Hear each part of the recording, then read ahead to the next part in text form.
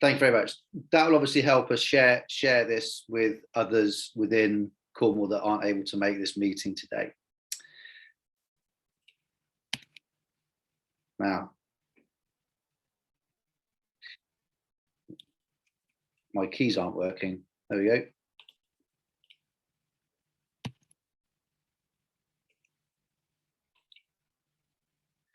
That's going to be frustrating. Right. 3 ways this grant fund. It's open to affiliated clubs within Cornwall and within the country. Cornwall Cricket Board have been given quite a hefty lump sum, which we don't hold. The ECB hold the money, but that lump sum has been given to us to allocate out. It's the first time that this fund has sort of been given to us, which is really exciting. We are, the way that funding is sort of derived is on number of cricket clubs, number of population, and some demographics in essence. And there's a formula that the ECB produced that enables us to then go, or the ECB to go, right, your budget is X as opposed to Somerset, Devon, Dorset, Wiltshire. So as the size, we are fairly comparable with Wiltshire and Dorset. Clearly Devon has got a greater population by 5-fold, and more cricket clubs, they get a bigger piece of the pie. However, it's a bigger piece of the pie than we've ever seen before in terms of a county grants funds. So that's obviously an exciting opportunity. It's aimed at 3 areas. So the themes are creating welcoming environments, and we'll touch upon these as we go through, providing enhanced facilities and playing opportunities for women and girls and people with disabilities, so disability cricket. And the other one, which is tackling climate change. And again, we'll go through these as we go. For some reason, I don't know why my clicker's not working. So, mention the amount of money. Cornwall Cricket Board have been given £75,000, which is fantastic. And if we spend that £75,000 or a proportion of that £75,000 before Christmas, then we'll get a top up. So if we spend £75,000, then we might end up getting £75,000 on top of that, which then, makes the opportunity to invest in cricket in Cornwall in recreational game, a huge amount of money. So this initial pot of money, the £75,000, that is with us until the end of 2022. All right. There is a request by ECB for us to allocate some of that resource pre-Christmas 2021 that enables the ECB to then invest back into Cornwall Cricket and other county boards to top up. This will be a funding pot that will last for a number of years, all right? And the way that it is going to be managed, as I've said, is through Cornwall Cricket Board working closely with you as a cricket club to make sure that the project is right, and we can then allocate that money where need is greatest. The funding will run on the ECB's budget year, which operates from 1st of February to the 31st of January on an annual basis. And that is very similar to the Cornwall Cricket Board's funding stream as well. Clubs, you could only choose one project theme only at a time, and priority will be given to clubs that are delivering ECB national programs. So a large proportion of our clubs are, whether that be women's softball cricket, All-Stars cricket, Dynamos cricket, or now we've got the 2 disability champion clubs in Troon and St Stephen's. And the grant that you're able to bid for is anywhere between £1,000 and £10,000 maximum. And there's no requirement for any partnership funding, albeit it would be good to have some. That would enable us to go further with that funding.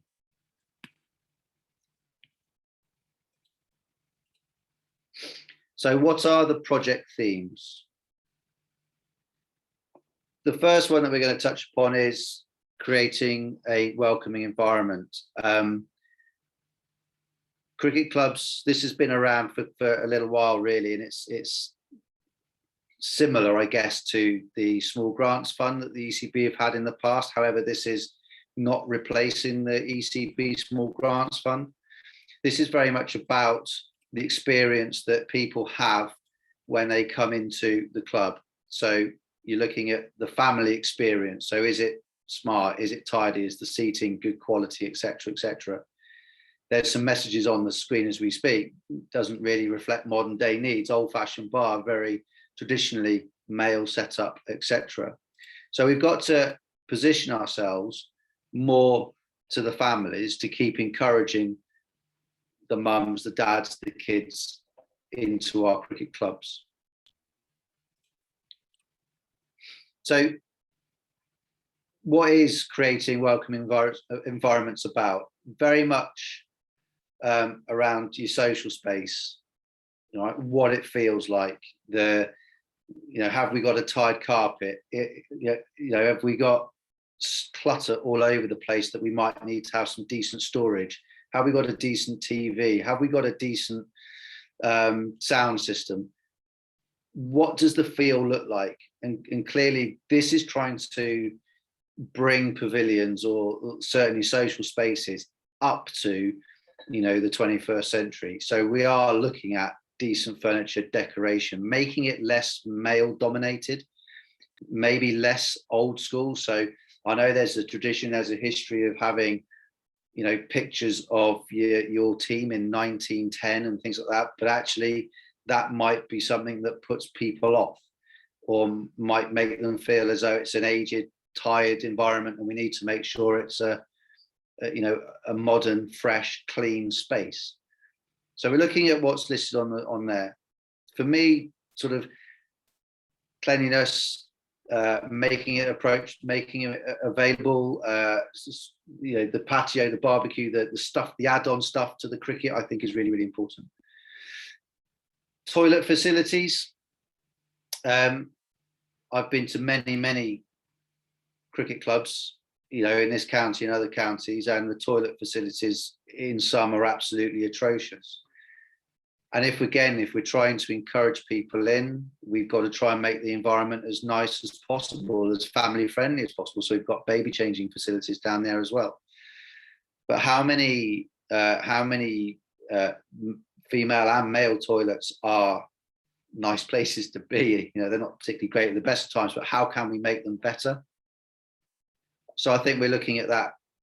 Catering, hospitality is a big thing now within cricket clubs, and if we've got the capability of doing that, you're looking at the add-ons. So have we got decent kitchen units, appliances, equipment to provide your food, your drink, your add-ons that enable people to have an extended experience within your All-Stars, Dynamos cricket sessions, your women's softball sessions, your games? Can you provide hot food, or is it still cold food? Arrival and access,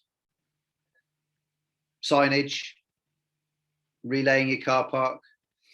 Big one for me, disabled access. I know a lot of cricket clubs at the moment aren't disability compliant, so we have to work closely with cricket clubs to make sure that they are accessible to all people. So we've got to look at widening door access. We've got to look at creating disabled toilets. We've got to look at creating ramps in and out of buildings. And where we've got steps up, that's clearly not accessible for people with disabilities. We're looking at digitizing, so Wi-Fi, broadband. When people arrive at your cricket club, they want to link into the Wi-Fi so they can still stay on their mobile phone or tablets. We're looking at online scoring, looking at electronic points of sale. That makes life a lot easier around membership, working a bar, etc., etc.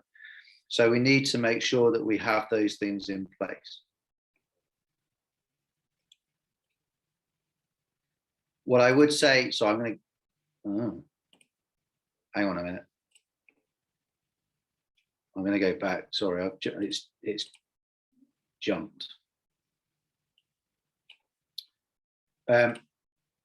What I would say on the welcoming environments is that this is only open, so clubs to be eligible, only open to clubs delivering all-stars cricket, dynamos cricket, women's cricket, and disability cricket. So this is not open to every affiliated cricket club in Cornwall.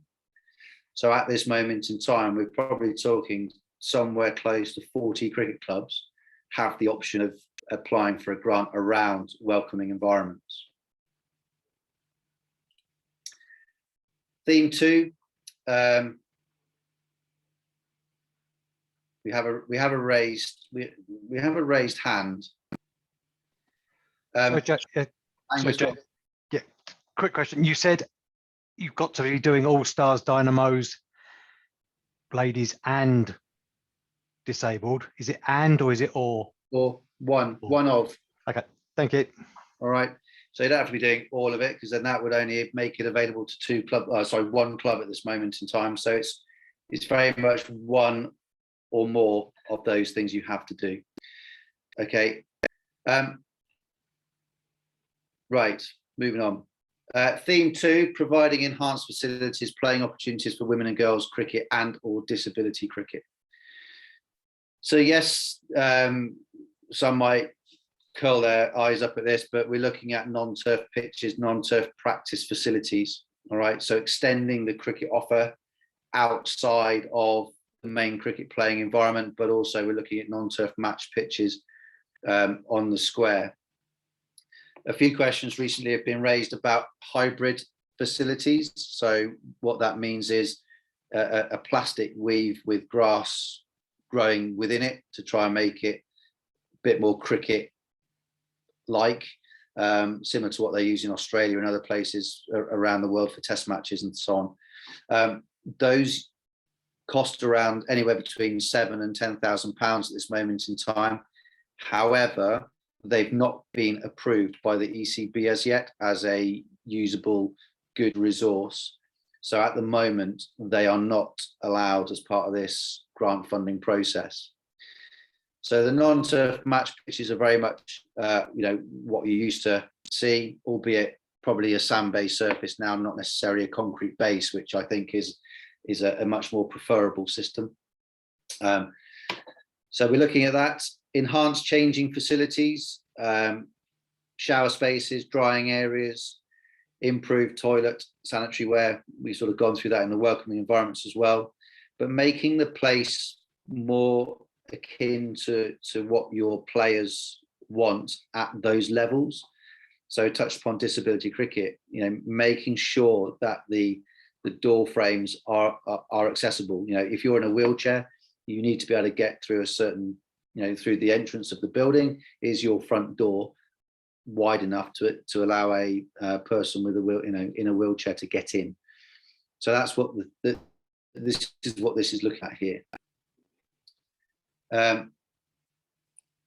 Sorry, and again, it's only open to those clubs that are affiliated, but also delivering All Stars, Dynamos, competitive female cricket, which is interesting. I think I'd be of the opinion of, if you're participating in female activity but aren't yet involved in competitive softball cricket or hardball cricket, then I still think I would support you in that, obviously with an aim of continuing that participation moving forwards, and obviously disability cricket as well. So if you are an affiliated club that do not have one or more of the ECB national programs, then again, this will not be applicable to you. Theme 3, tackling climate change. This is open to every affiliated club that we have in Cornwall. And this is very much around, as it says on the tin, flood resilience. I don't think we've got many clubs in Cornwall that are flooded, albeit I know one or two that have issues around drainage. So we're looking at how we can build protection for that. We're looking at drainage, so outfield drainage, ditch or culvert resilience. I think it's important to show at this moment in time that where for example, targeted drainage is asterisks, you have to have sort of planning permission, and that might then come with sort of a feasibility study aligned to that as well. So that's additional sort of work that you'll have to go through in order to get to a point of readiness for this project. Drought resilience, so we're talking rainwater harvesting, irrigation, boreholes. Again, it's got 3 asterisks there. The irrigation scheme is not considered if you are on mains water. So irrigation is only open to clubs that do not currently have running water, or facilities that do not have running water. So that way we might have a couple of second team pitches or second pitches that are away from the main building that might need irrigation to service their pitches. Water management, so water saving sanitary ware, grey water recycling, efficient appliances. I think in this as well, but I think it's something to think about, is your windows, your double glazing. I think that comes into the energy saving element of it. So roof insulation, LED lighting, etc., etc. Okay, but as I say, that is open to every club that we've got in Cornwall. Things to be aware of, you know, to get to a point of readiness.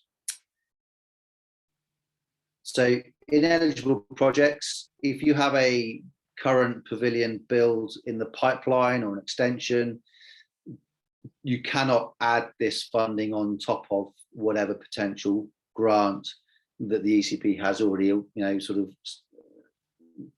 suggested you would get. Or if you've got a building that the ECB have already funded, then it won't add on to that to add value. So this is very much new projects. There's no retrospective funding. So whatever you do, if you have a plan in place or an idea in mind, don't start that project until you've been given the offer letter, because the ECB will not make payment for that, and then that payment will clearly fall back onto yourselves. You have to have certain eligibility, so affiliation, constitution, insurance, etc., etc. The one that I would really like you to be aware of is the ECB inclusion and diversity policy. That was sent out to all clubs at the beginning of this season. So now I don't know whether your club then took that away and had an AGM or an EGM, but you need to make sure that the club has adopted that policy and incorporated it within your constitution before a grant will be awarded. If that isn't there and you then complete the process, then the ECB will come back and say there's an action to do before we need to, or before we can provide you with the offer letter. And just the final point there, going down in terms of, you know, depending on the project type and the facility development, whether it be an artificial strip or an on-turf practice facility, you will need planning permission and building regs, or potentially building regs and or a feasibility study that go along with that. That obviously incurs further costs, as well as that takes a longer period of time. So it's about making sure that we get sort of the ducks in order before we get to a point of applying. Partnership funding, sort of mentioned it, there's no minimum level at all. So you could ask for £10,000, and if myself and the panel feel as though that's valid and warranted, then we could give you that £10,000.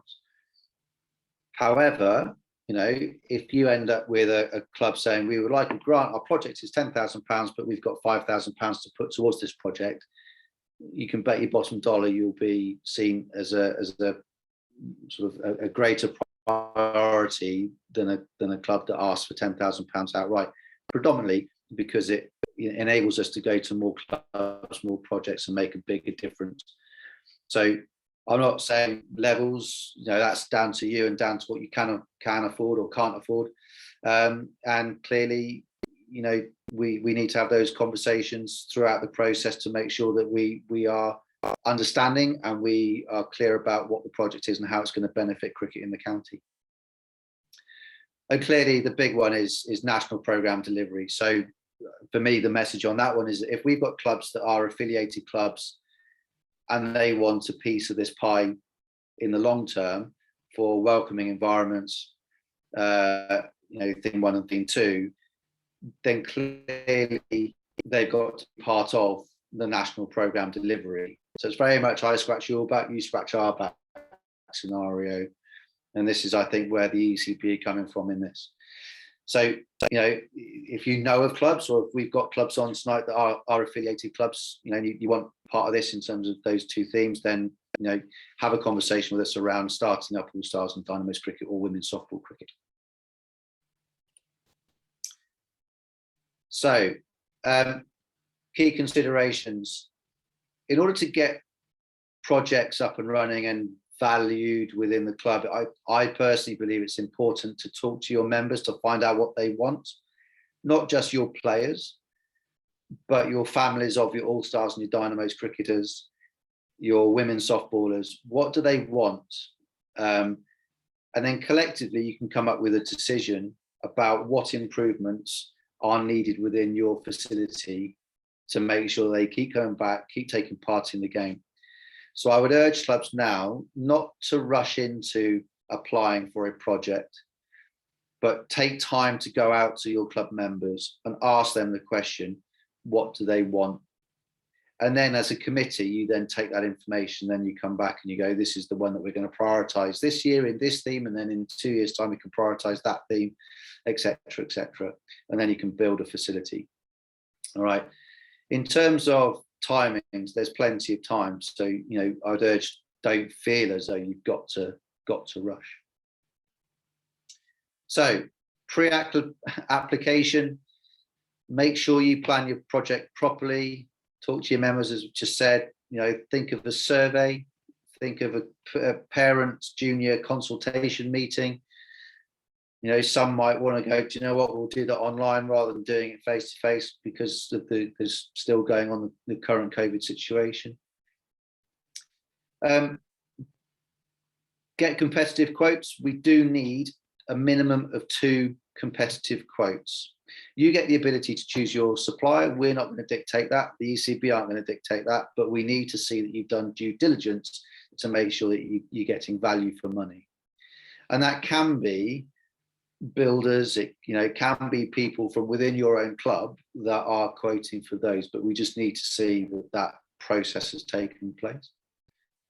All right, and where you need planning permission, obviously seek that out and start that process. So the application stage, the application process is through what's called the investment management system. It's an ECB system where you have to register your club and you have to input, or you have to provide 2 club contacts. Generally speaking, that's the club chair, but it's also the lead on the project. So what you need to do is you need to understand who those people are, get agreement from them to then action getting onto the IMS, the investment management system. Once you've done that, it's my responsibility to approve you as a valid member of that cricket club. And there have been instances where it's been made up and someone goes, well, that person doesn't belong to that person's fictional, so therefore decline. So you've got to make sure that you provide name, telephone number, email, and then they'll get the regular communications through the IMS. We've got 30 days to approve that contact, and the ECB get told of that, we get told of that, you get told of that within your own system. So it's a fairly painless funding application system. We've been slightly different in Cornwall, and I think the slides in a minute go on into it, but in order to understand the projects that we've got in Cornwall, we've set up an expression of interest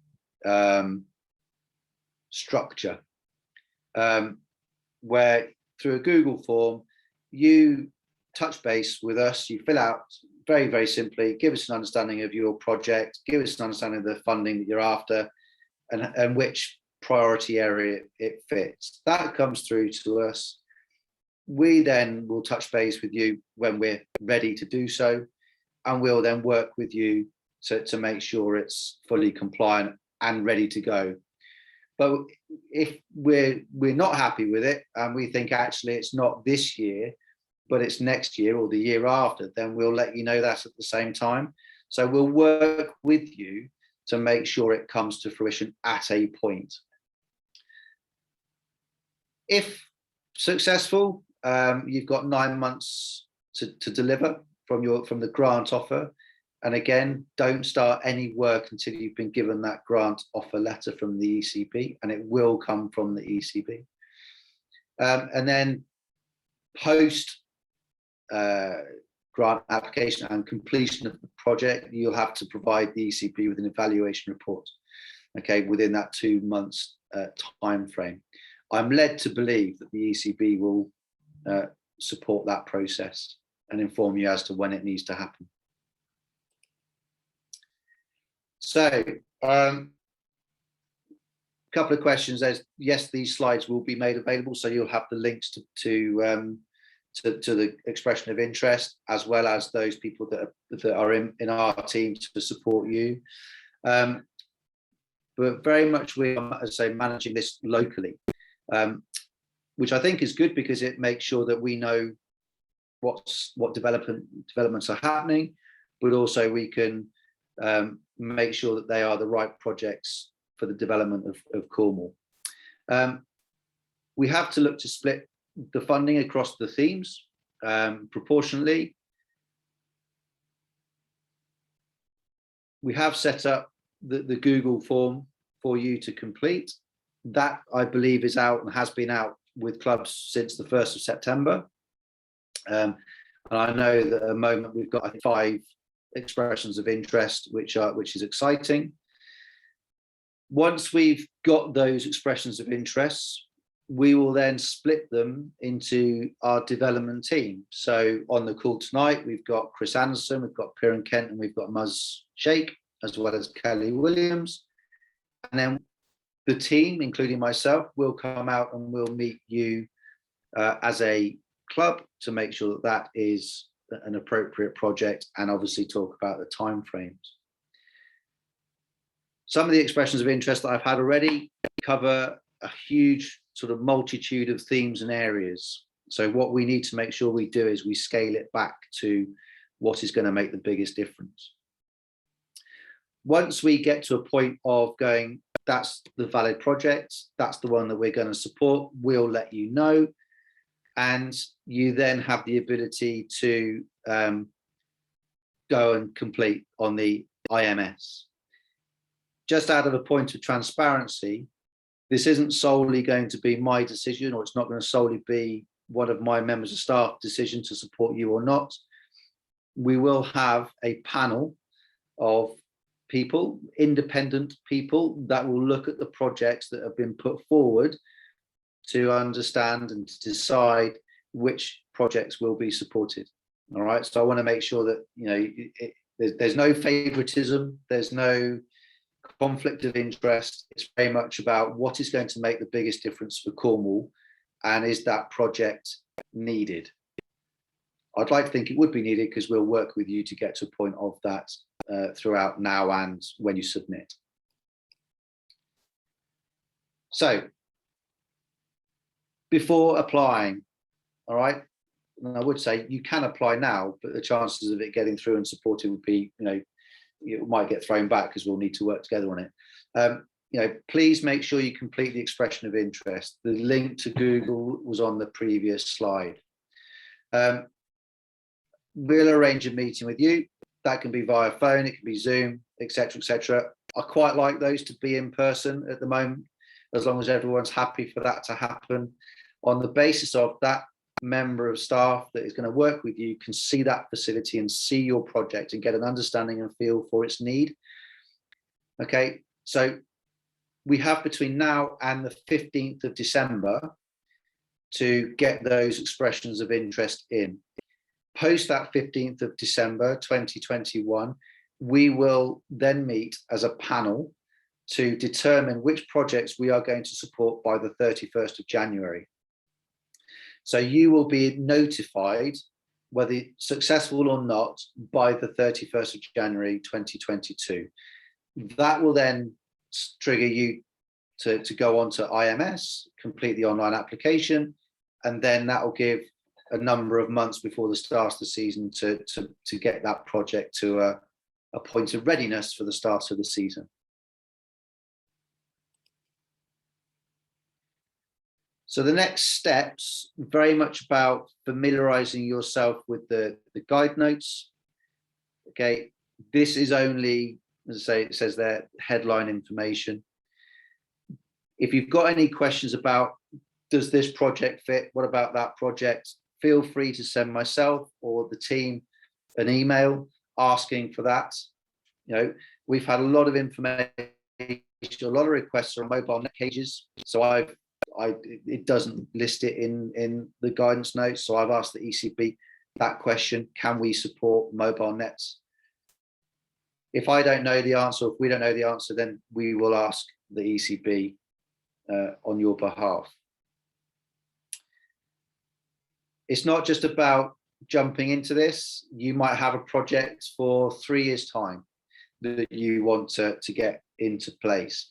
It might be in 3 years' time, we want to become a disability champion club.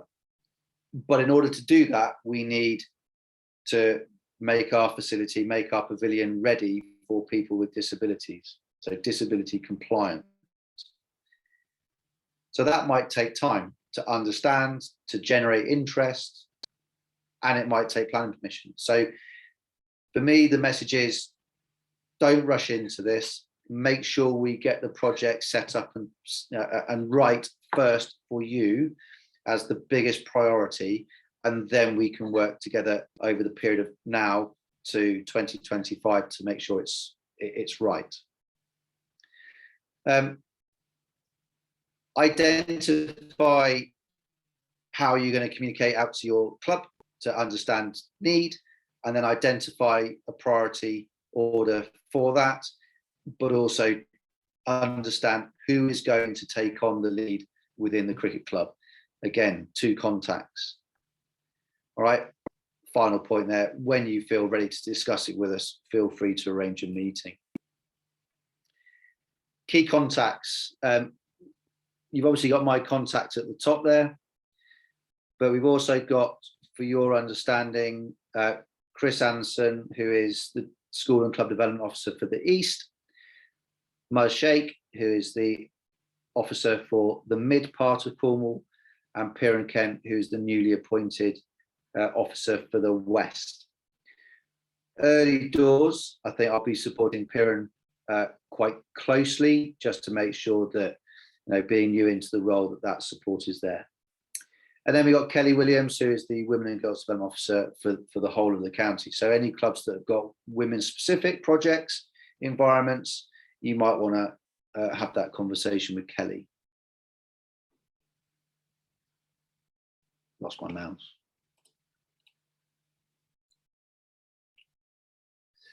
Okay, that in essence, folks, is the presentation. Have we got any questions?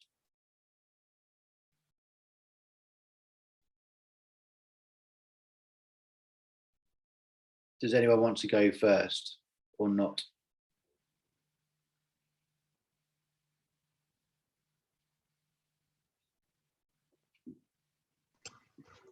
Joe, I've got my hand up there. I'm waiting for you to bring me in. It's Brendan. Brendan Parkins. Brendan, hi. Sorry, I can't see your hand.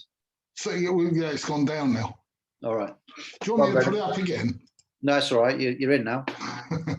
Joe, if we were considering a bigger project than we think the fund might be able to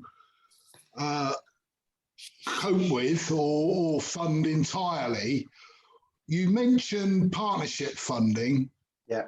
So could the grant from the ECB be part of a bigger project?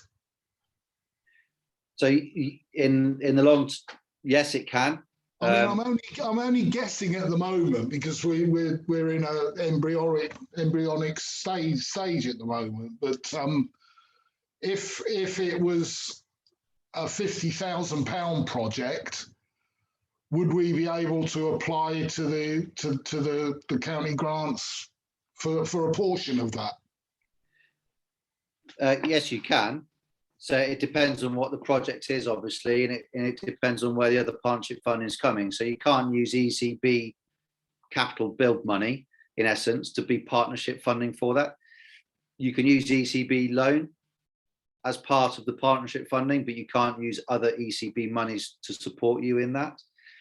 So if you can get a grant from Sport England, and they said, look, we'll give you £40,000, and then you wanted to use this as a £10,000 top up to get to the total project cost of 50, then that's doable, yes. Is that okay? Have we got any other questions? Thanks, Joe. Joe, we've had one come in on the chat from Mark Rundle. Question is there a definition of disability, i.e. physical, presumably, but also neurophyvacity? It's people that are registered disabled, so it can be all encompassing. Okay. Does that answer your question, Mark? Hi, Joe. Yeah, I was just thinking about whether we can flex that end of disability. So if it is you're registered as disabled, that's quite a narrow definition, as opposed to young people, for example, with neurodiversity. So we're talking about autism, ADHD, ODD, and so on, who find sport as an exit route for some of their feelings. So just the kernel of an idea about whether that would fall within that scope. Yes, it would. Yeah, Great, I mean, for me, it's very much about making sure that cricket and cricket pavilions and facilities are open, accessible to people. So if we need to create an environment that is suitable for people with autism or learning difficulties or physical disabilities, then absolutely that's paramount. Thank you, Joe.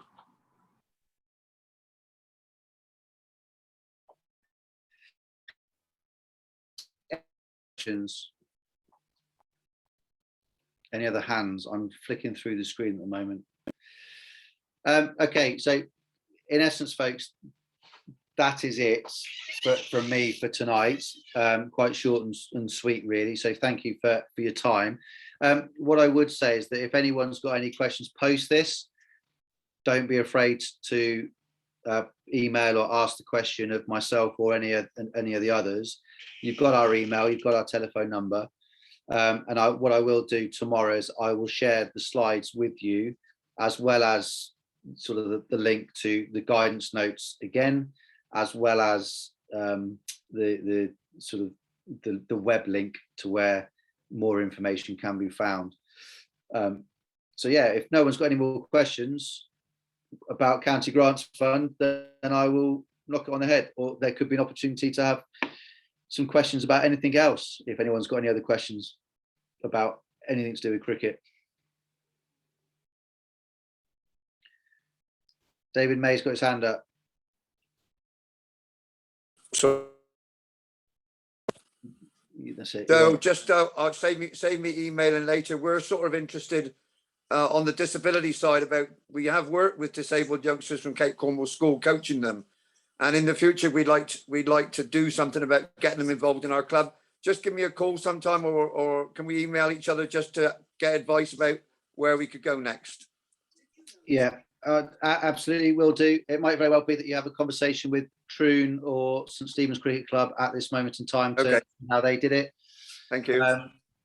What I will add, and I know we've got him on the call tonight, but just for your information, on Monday, Cornwall Cricket Board appointed David Painter as our first Disability Development Officer. All right, so part-time, 3 days a week. So exciting development for cricket in the county. So we will have somebody that you'll be able to contact personally as of next Monday. Brilliant. I know him well. I'll give him a call. Yeah, that's great. Thank you. Right. Cool. Thank you. Any other questions? No. Okay, folks. Thank you very much for your time, albeit brief. That's great. We look forward to seeing the expressions of interest coming in, and we'll get ready out. We'll come out to you and we'll support you in seeking those to fruition. So thank you for your time.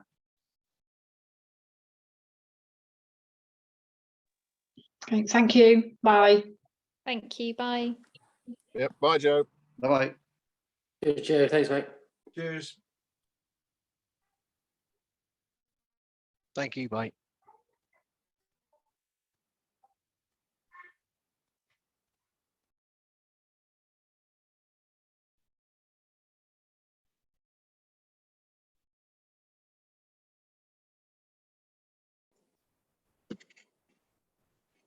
Well done, Joe. I don't like those slides. No?